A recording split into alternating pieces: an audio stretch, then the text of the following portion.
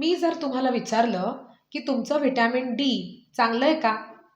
तुम्ही जर रिपोर्ट्स केले नसतील इतक्यात, तर कशावरनं उत्तर द्याल बरं? काय विचार कराल?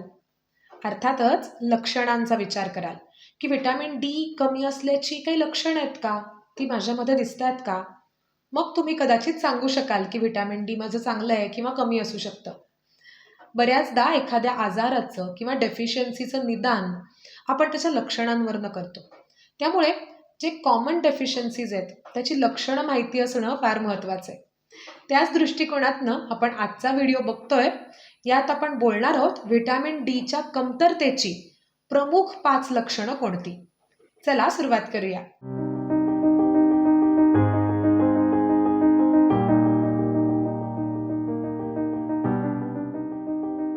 नमस्कार, मी डॉक्टर तेजस.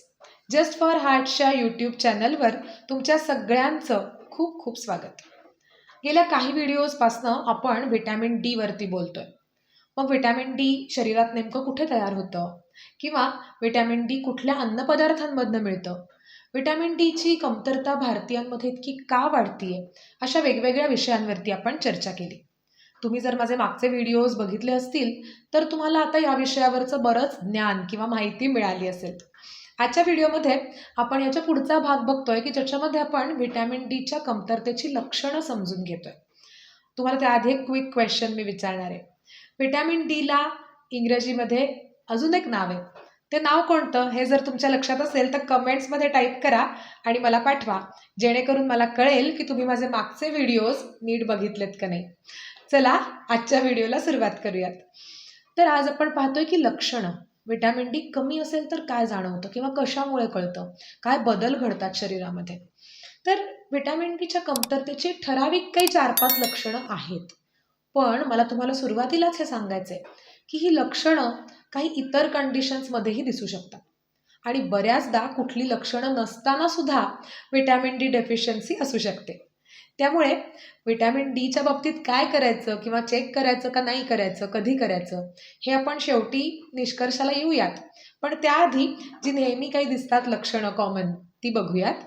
पहिलं लक्षण आहे महत्त्वाचं, ते म्हणजे तुमचे मसल्स किंवा स्नायू कमकुवत होणं किंवा त्याच्यामधली ताकद थोडी कमी झाल्यासारखं वाटणं. आणि हे विशेषतः केव्हा कळतं, तर जेव्हा तुमच्या स्नायूंना जास्तीचं काम करावं लागतं. म्हणजेच व्यायाम करताना मसल्समध्ये क्रॅम्प्स येणं किंवा ते दुखणं, किंवा विशेषतः पायऱ्या चढताना पायामध्ये गोळे येणं, पोटऱ्या दुखणं, मांड्या दुखणं, किंवा अगदी खुर्चीतनं बसून उठताना त्रास होणं, किंवा तेवढं छान पटकन उठता न येणं. अशी बारीक सारीक गोष्टी जर तुम्ही नीट निरखून बघितल्यात तर कदाचित व्हिटॅमिन डीच्या कमतरतेची तुम्हाला एक कल्पना किंवा आयडिया येऊ शकते. त्यानंतर महत्त्वाचं लक्षण म्हणजे हाडं दुखणं किंवा वेगवेगळे सांधे दुखणं. आणि स्पेशली हाडं कुठली दुखतात, तर पुन्हा ज्याच्यावरती वजन जास्ती पडतं अशी हाडं पहिल्यांदा दुखायला सुरुवात होते. म्हणजे फॉर एक्झाम्पल तुमच्या पायाची हाडं आहेत किंवा पाय दुखणं प्रचंड, पायामध्ये गुडघे दुखणं असेल किंवा घोटा दुखणं असेल किंवा अगदी टाच दुखणं असेल, ही काही कॉमन सिम्पटम्स आहेत व्हिटॅमिन डीच्या कमतरतेची.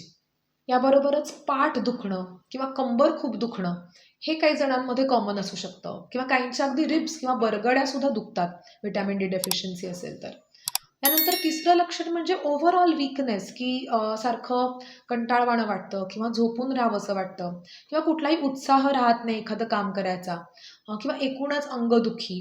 ही सगळी लक्षणं जी इतर काही आजारांमध्ये सुद्धा होऊ शकतात किंवा इतर डेफिशियन्सीजमध्ये सुद्धा होऊ शकतात, ती व्हिटॅमिन डी डेफिशियन्सीमध्ये सुद्धा होतात. यानंतर पुढचं महत्त्वाचं लक्षण म्हणजे एल्डरली किंवा थोड्याशा वयस्कर लोकांमध्ये वारंवार पडणं.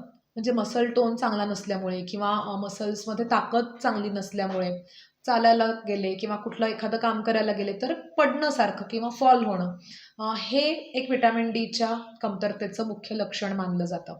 किंवा फ्रॅक्चर्स वारंवार होणं, की थोडा कुठे धक्का लागला किंवा थोडंसं काहीतरी बारीकसं पडायला झालं तरी हार्ड फ्रॅक्चर होणं, हे सुद्धा ऑस्टिओपोरोसिस आणि व्हिटॅमिन डीच्या डेफिशियन्सीचं लक्षण असू शकतं. ही झाली व्हिटॅमिन डीच्या कमतरतेची कॉमन लक्षणं किंवा महत्त्वाची लक्षणं. आता काही बारीक-सारीक लक्षणं पण दिसतात व्हिटॅमिन डी डेफिशियन्सीमध्ये. मग त्याच्यामध्ये हेअरफॉल किंवा केस खूप गळणं हे एक लक्षण असू शकतं किंवा दुसरं म्हणजे झोप शांत न लागणं हे काही ठिकाणी नोंदवलं गेलं की व्हिटॅमिन डी डेफिशियन्सीमध्ये होऊ शकतं. किंवा सारखी-सारखी इन्फेक्शन्स होणं, तुमची प्रतिकारशक्ती कमी होणं, हे सुद्धा व्हिटॅमिन डीचं एक लक्षण मानलं जातं. याबरोबरच ब्रेन फॉग किंवा एकदम सगळं ब्लँक होणं किंवा विसरलं जाणं किंवा एकंदरच थोडासा मूड सारखा लो राहणं, डिप्रेशन येणं, यामध्ये सुद्धा व्हिटॅमिन डी डेफिशियन्सीचा हात असू शकतो. पण मी म्हटलं तसं की ही लक्षणं काही अनकॉमन लक्षणं आहेत आणि त्यामागे इतरही काही कारणं असू शकतात. त्यामुळे ही लक्षणं दिसली की ही फक्त व्हिटॅमिन डी डेफिशियन्सीमुळे आहेत असं आपल्याला ठामपणे सांगता येत नाही. मग या सगळ्यावरती पर्याय काय? किंवा लक्षणांसाठी थांबून राहायचं का अशा वेळेला? तर अजिबात नाही. म्हणजे व्हिटॅमिन डी डेफिशियन्सी ही आता इतकी कॉमन आहे, की बऱ्याचदा डॉक्टर डोळे झाकून सुद्धा सांगतात, की बाबा व्हिटॅमिन डी कमी असायची शक्यता आहे, तुम्ही चेक करून घ्या. तर मला वाटतं सगळ्यात ह्याच्यावरचा चांगला उपाय, की तुमच्या डॉक्टरांशी याबाबतीत बोलायचं आणि ठराविक अंतराने तुमचं व्हिटॅमिन डीचं चेकअप करून घ्यायचं. तुम्ही चेकअप केलं म्हणजे लेव्हल्स चेक केल्या, की तुम्हाला कळणार आहे, की किती व्हिटॅमिन डी तुमचं आहे आणि त्यासाठी तुम्हाला काही मदत लागणार आहे का? म्हणजे सप्लिमेंट्स घ्यायची गरज आहे का? की उन्हात जास्त वेळ बसायला लागणार आहे? की आहारामध्ये काही बदल करावे लागणार आहेत? या बाबतीत मग तुम्ही पुढचा सल्ला नक्की घेऊ शकता डॉक्टरांचा, आहार तज्ज्ञांचा. त्यामुळे डॉक्टरांच्या सल्ल्याने ठराविक अंतरानं सिम्प्टम्स दिसो न दिसो चेक करून घेणं व्हिटॅमिन डी लेवल्स हे फार महत्त्वाचं आहे. आणि आज आपण बोलल्यापैकी जर लक्षणं काही दिसत असतील, तर नक्कीच व्हिटॅमिन डी चेक करून घेणं आणि एकदा खात्री करणं हे सुद्धा खूप महत्त्वाचं आहे. तर तुमच्यामध्ये यातली काही लक्षणं दिसतात का? किंवा तुम्ही कधी असं अनुभवलंय का, की ही लक्षणं मला दिसली, मग मी चेक केलं व्हिटॅमिन डी आणि खूप कमी निघालं? तर ते मला कमेंट्समध्ये जरूर कळवा. मी आज बोललेल्या व्यतिरिक्तही काही डेफिशियन्सीची लक्षणं तुम्हाला जाणवली असतील व्हिटॅमिन डीच्या आणि नंतर चेक केल्यावर व्हिटॅमिन डी कमी आलं असेल, तर ते सुद्धा ॲड करा लिस्टमध्ये जेणेकरून आपल्या जे बघतायत व्हिडिओज त्या सर्वांना फायदा होईल आपल्या दर्शकांना. चला असंच आपलं नॉलेज ट्रान्सफर चालू ठेवूयात आणि आपल्या आरोग्याबद्दल अधिकाधिक जागृत होऊयात.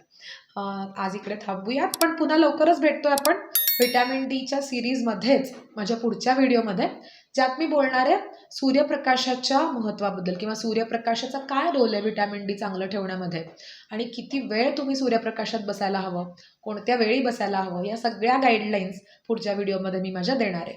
तेव्हा माझा पुढचा व्हिडिओ बघायला नक्की या. पुढच्या मंगळवारी संध्याकाळी 7 वाजता जस्ट फॉर हार्टच्या यूट्यूब चॅनलवरती. धन्यवाद.